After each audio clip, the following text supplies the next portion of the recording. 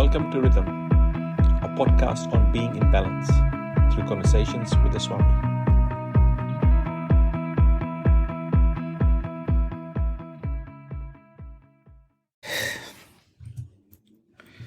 Namaste, Rhythm listeners. My name is Sunil. I'm with Swami Tadananda from the Ramakrishna Vedanta Center of Auckland, New Zealand. How are you, Swamiji? I'm good, Sunil. No, thank you. How are you? I'm good, thanks. The last few episodes, we've covered the 8 stages of meditation. And we haven't covered all of them yet, but we're in that process. We've covered the moral and ethical foundations. You've explained to us how we should sit by keeping our back, neck, and head in a relaxed upright position. Then in the last episode, you introduced Pranayama, which is about breathing. Shall we continue from there today? Yeah, I think it's a good idea to discuss about breath or pranayama, as it is said in the teachings of meditation. So, Sunil, we all know and observe that there's a correlation between our breathing and the state of the mind or the calmness of the mind. Yes. Yeah. And let us take an example of somebody who's lying and sleeping. You watch. So physically that person is in a most relaxed state, and you watch their breath. It is very deep and rhythmic. So while we are trying to control the mind, and we know that the mind is related to breath, and breath is something we can control.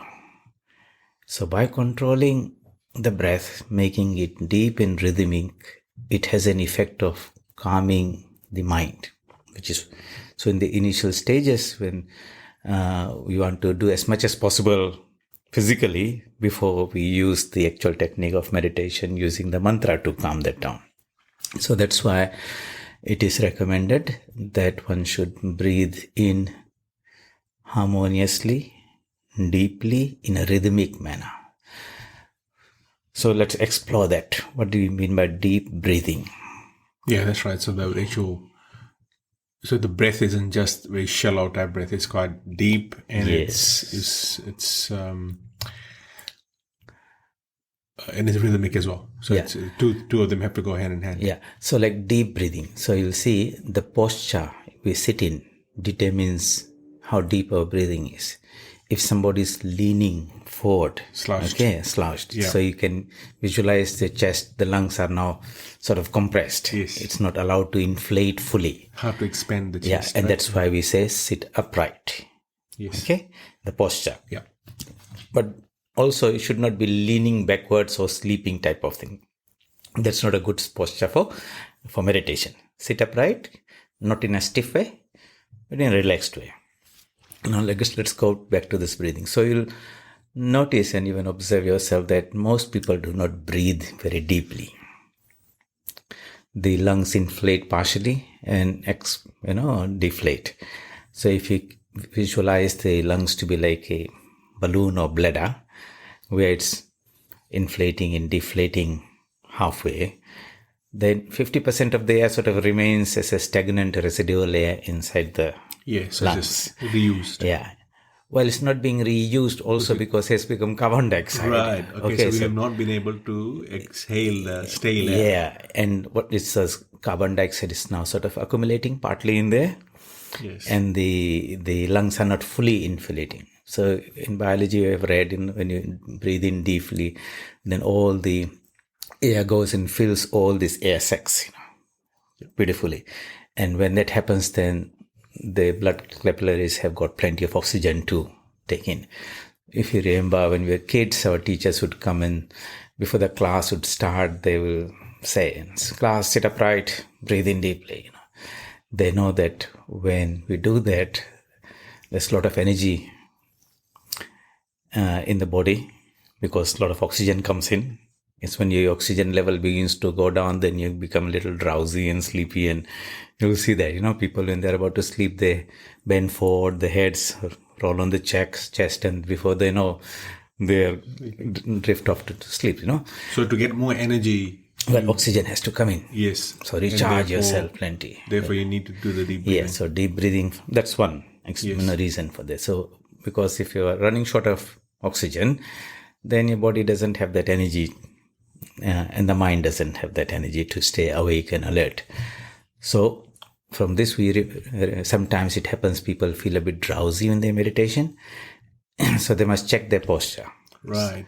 Okay, they may be not sitting properly. Secondly, they should maybe just stop the concentration part and just get back into the deep breathing part. And you'll find that suddenly the mind becomes alert and sharp. Otherwise, what might happen, and it might happen in some people's case, they drift off into this what is called a laya type of sleep. And time passes 10 minutes and they come out and they say, that was very nice and relaxing. But actually they had drifted off to sleep because the mind was not alert what it was doing. Yes. Okay. But in proper meditation, you'll have a full alertness of the mind, seeing everything that's happening in almost like a slow motion. Okay. So the state of mind, the breath and all those things are related to it. So deep breathing and rhythmic breathing. All right. So sometimes to strike a good rhythm, we'll talk about the importance of the rhythm of it. Okay. As an important subject matter. Out of that word rhythm, which is the subject of our podcast, the English word rhythm has come. And it's good to understand that deeply. But in meditation, breathing is called pranayama, control of the breath. So here, breath doesn't mean the inflation and deflation of the lungs. The lungs don't have any muscles of their own to expand and contract. If you've seen the lungs of any animal or something, it's just a very rubbery thing. Okay, it doesn't have any muscles. So how does it expand? Well, the diaphragm, when it flattens out, it creates a suction and air is drawn in. Right. So the diaphragm. Yes. So the diaphragm, the action of the diaphragm really creates a vacuum type of thing, or suction, low pressure, and the air fills in. And when that deflates and the diaphragm curves in, then the air is pushed out type of thing. So pranayama is really about controlling that energy which controls the movement of the diaphragm. Right. Okay. And the inhalation or exhalation actually is the last happens. You know, the air is coming in and out. Yes. Anyway. So what does really a spiritual practitioner, what is he trying to do through all these exercises? He's trying to go and get a control on the prana. So what is prana, you may ask? In Vedanta, in yoga, we say prana is that cosmic energy, the most generalized form of energy from which various forms of energy that we know, light, heat, sound, electricity, magnetism, and all those things are various manifestations. Just like white light doesn't show any colors but contains all the colors, which can manifest in a spectrum, there is a state of energy called prana, which is the sum total, which manifests itself as various forms of energy. Is this the source of other energies? It is the ultimate sources. Right. So to say, if all the energy in the world had to be resolved to their cause, ultimate source, that would be the prana. Right. And that prana manifests at different levels. So at its pure form, it's very high energy, high frequency, you might say, subtle, causal. But it comes down at some level where the mental activities, the thoughts and ideas and emotions and feelings, they are a manifestation of that same prana in the mind space. And when it comes down even further into the gross physical body, then it begins to express itself as muscular energy, maintaining your body temperature, various functions of the tissues and the organs and the whole organism. And so this prana has to be understood in its totality, because we are just mostly aware of the very gross form of it. Okay. Yes. And we think it's just the breath. And if you're just breathing pranayama, we think that we are, okay, it calms you down and all that. But the deeper science is to understand that what is manifested in the physical universe and in the physical body is a very low vibration, low energy aspect of the prana. That same prana vibrates at a slightly higher frequency in the mind space, and the energy sort of transmits from the higher to the lower. Okay. And so we are trying to ultimately get a grip on the highest aspect of the prana. And that prana at that level pervades the whole universe. So a meditator or yogi who has been able to do that, he has the power to control things anywhere in the universe. Control other people's minds, control other people's action. That is the ultimate. That's not the goal. That's why he is meditating, but that power comes to it. So that's why as one progresses in the path of meditation, the subtle psychic powers begin to manifest. Right. Okay. Mostly we run and walk through the physical body, and therefore we're limited by the limitations of the senses. Eyes can see only certain things, ears can hear certain frequency range, and we need to be in touch with, in direct contact with some things we touch or taste or smell. But when we free ourselves from the body or disconnect ourselves from the body, why? How? We switch off from the lower energy to the high energy. Then we also disconnect from the physical body and the senses. And what is potentially lying there as the psychic powers, capacity to see far away things, hear far away things, naturally manifest themselves. These are called the psychic powers. And in meditation, one should not, those who are seeking the ultimate highest should not play around with that.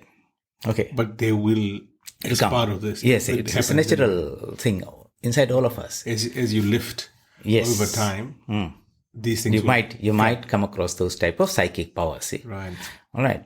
Just a side note I'm mentioning. So how do we understand this prana thing? And so Swami Vivekananda beautifully in the introduction to Raja Yoga gives a wonderful example. And I think I would like to describe that. So he says there was a king in the ancient times who had a minister, chief minister, whom he depended on. For some reason, the minister did something wrong and the king was not very happy. So he, for his punishment, he sentenced him to be executed. Right. Must have done something really wrong. Yeah. So what was it? And so for the time being, before his execution, he was put on a tall tower at the top with no way to climb down and get out.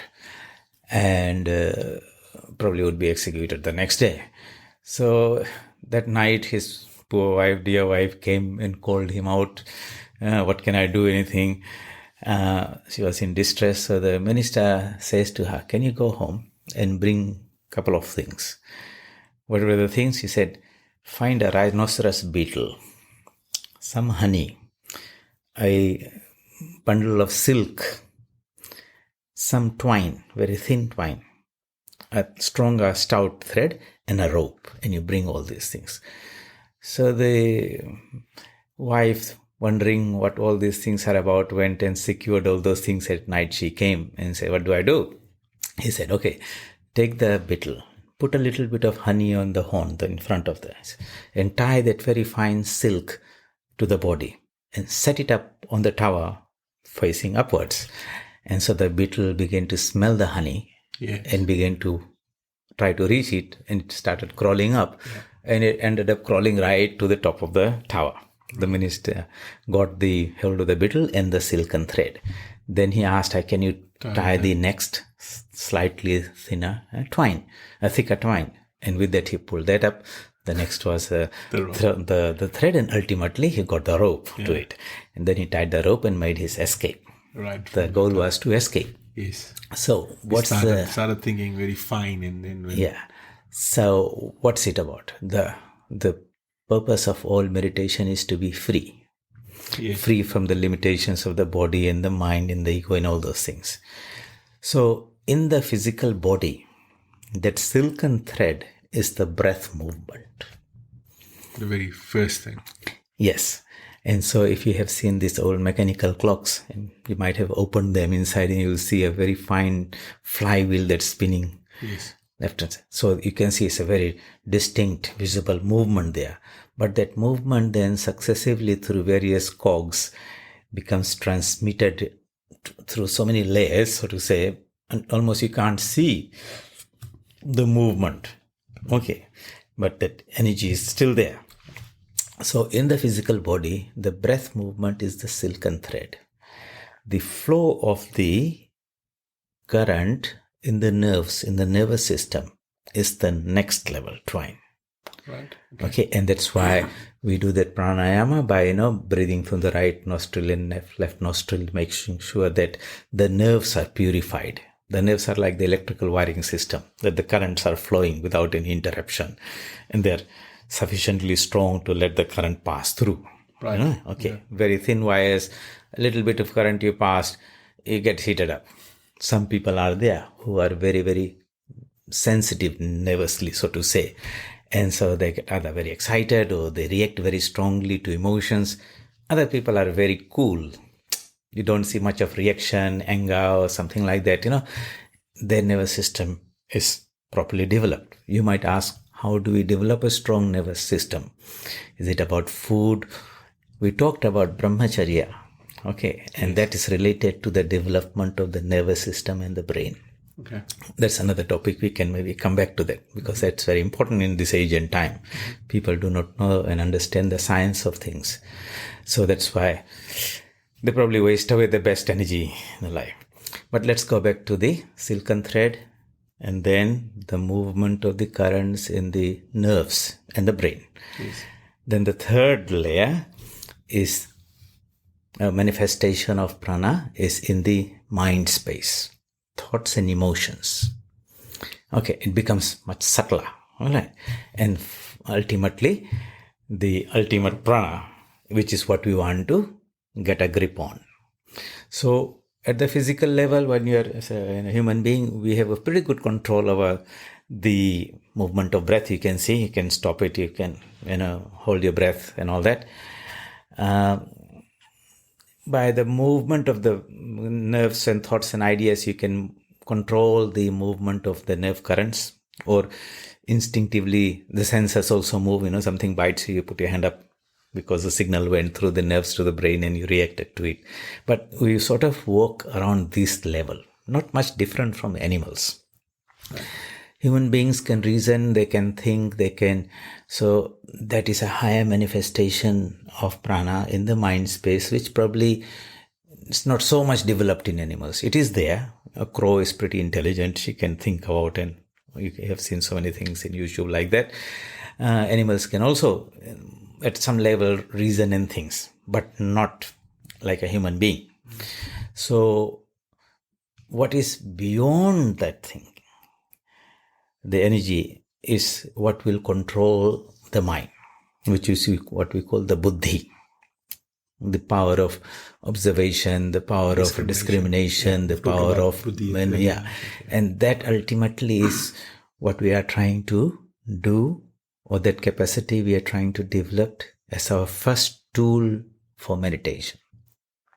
Perfect concentration will come later on. You require the right tools. So you'll see, when we are meditating, we give our mind one particular thought in one form. Why one thought, one form? We'll talk about that a little later. But we try to keep the mind on that one thought and in the loop of that. While you're doing that, a part of your mind should be observing, while a part is actually doing the repetition. One part's doing the doing, and the other one is seeing how it's doing. Observer. Okay. So we might call the active mind, the one which is doing, and the observer mind, watching. It's like a child. So a mother is sitting and watching the child looks at you and, it behaves. All right, somebody is watching, but the moment you go to another room or something, he will do other things, you see? Yes. Okay, so in meditation, so out of this we get a good tip for concentration. And Swamiji talks about And suppose somebody had a monkey. Monkey by nature is a bit restless, suppose tied with a rope to something. You're trying to make the monkey to be quiet. Okay. So if you try to show it a stick or something, it'll jump even more because fear comes but suppose you did not do anything, you just watched. So the monkey jumps around here and then it looks at you and he sees that you're looking at it. For a second or two, it pauses and then it jumps around a little bit more, looks at you and it sees you're watching. This time he's maybe waiting for 3, 4, 5 seconds and then it jumps around like this. But ultimately, you'll find the monkey will sit down and look at you. Okay. So sometimes you watch that on children, try to do that and you'll see. They will engage with you, see? Yeah. Attention, you'll get their attention because you are giving attention to them. Right. All right. When you don't give attention, then their attention goes to other things. Yes. Okay. So even if you're taking a class and you look at a person in the face, all right, and you're engaging, you'll see, you keep that person's attention. Yes. But if you look elsewhere, then he looks here and there and it becomes disengaged. Yes. All right. So the mind is that monkey. All right. Jumping here and there, jumping from one thought to the other thought. But you're asking hey, look at me. Yes. So when that the reflective mind, the watchman is looking at that, at some point the mind will engage with you. Yes. Correct. A horse trainer. Okay, so if you look how they train, the wild horse, is looking, seeing all those things there. As the first thing the trainer tries to do is get the full attention of the horse. So the horse is tied to a rope and goes around and around. He's watching his ears. When both ears turn to the trainer, he knows, I've got him now. Right. Okay. Until then, the horse is not with you. So that's how we use that science to engage with the mind. All right. How does this link back to the pranayama? Because we started off. Okay. So we said about this pranayama. Ultimate goal is to get hold of the actual prana, which is the sum total of all the energies. Yeah. But that's very fine and very high. That manifests in the middle level as thoughts and emotions. Yes. So we are now beginning to understand the mind. What's happening in the mind space is a flow of energy. All right.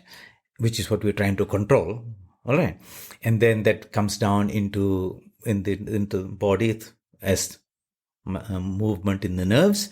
And ultimately, it will become muscular movement. But we know breath is one of the movements. So basically, we have got this sequence of energies. Just like the threads. Just like the threads, Thread yeah. And so, because we're holding one end of it, that becomes our control. Yes, okay. And that's why we say, breathe in and out in a very deliberate, deep, rhythmic manner. Make sure that deep breathing is there. Later on, we'll explain a little bit more why we will suggest that one can use repetition of a mantra, because it can keep you in that nice rhythm. For example, as you exhale and you are repeating a mantra, Om. So you might say, while you're exhaling, I will have one repetition. As your breath becomes calmer, you might be, I can comfortably do 2 repetitions, And later on, you might just hit a beautiful rhythm and say, hey, I can do 3. So if I breathe out with 1, I breathe in 1. If I breathe out with 2, I breathe in with 2. Breathe out with 3 repetitions, I breathe in. So now, because you're repeating the mantra, and that hits a rhythm in the breath, and the 2 are now synchronized. Okay, so when you sit up properly, you're repeating the mantra, following the flow of the mantra, that the mantra rises in the mind, begins, it grows, it reaches the peak, and it comes down. And when it ends, at that junction, that's where the risk is. Another thought can jump in and hijack the mind into some other direction.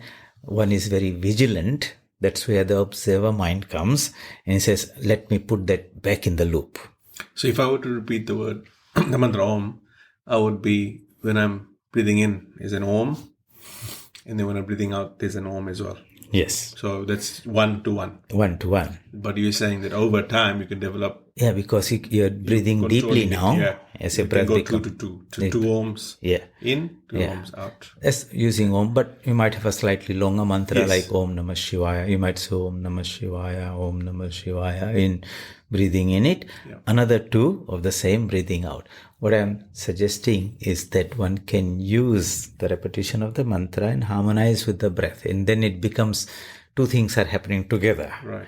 Your breath is harmonized nicely. And your repetition of the mantra is there.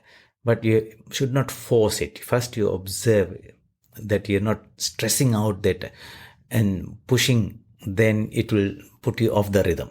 Okay. It should be done in a very natural way. Everyone's natural state of breath and mind is there. You try to sync with that. So we talked about that pranaya is there and how much how the fine energy that's in the breath is linked to the flow of the energy in the nervous system, and how that is linked in as to the in the mental space as thoughts and emotions.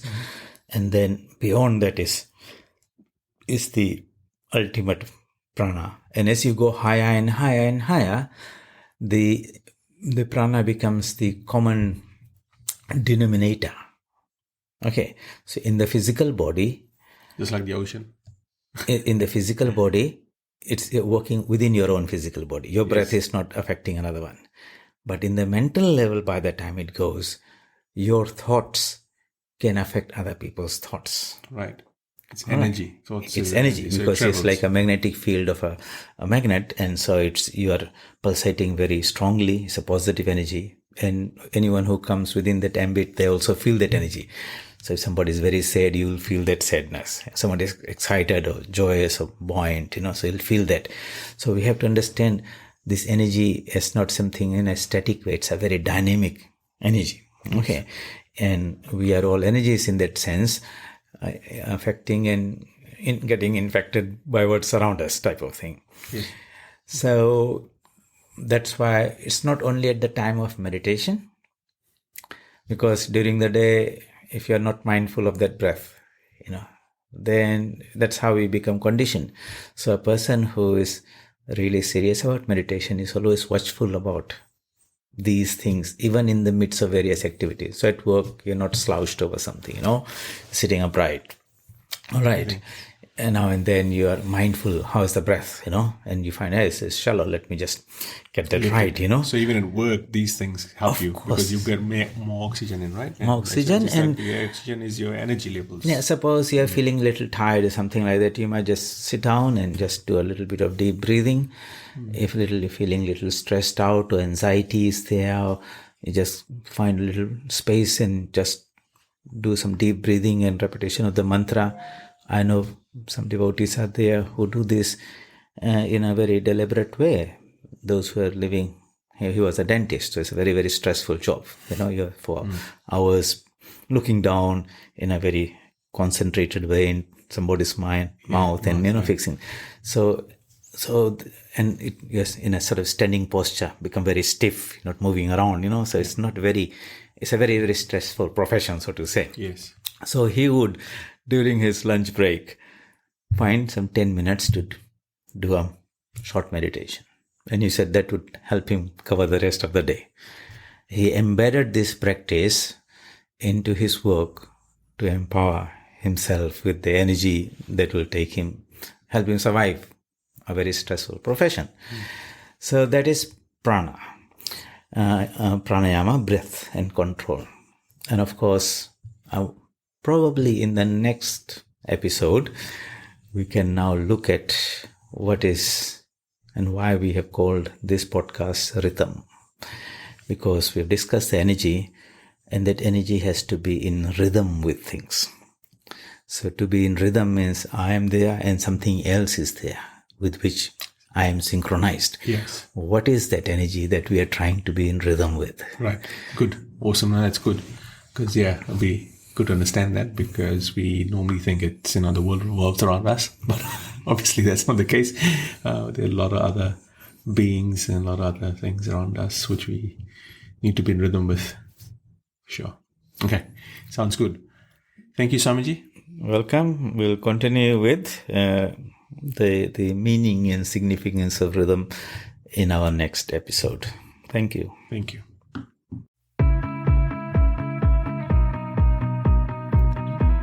Thank you for listening. Being in balance, rhythm.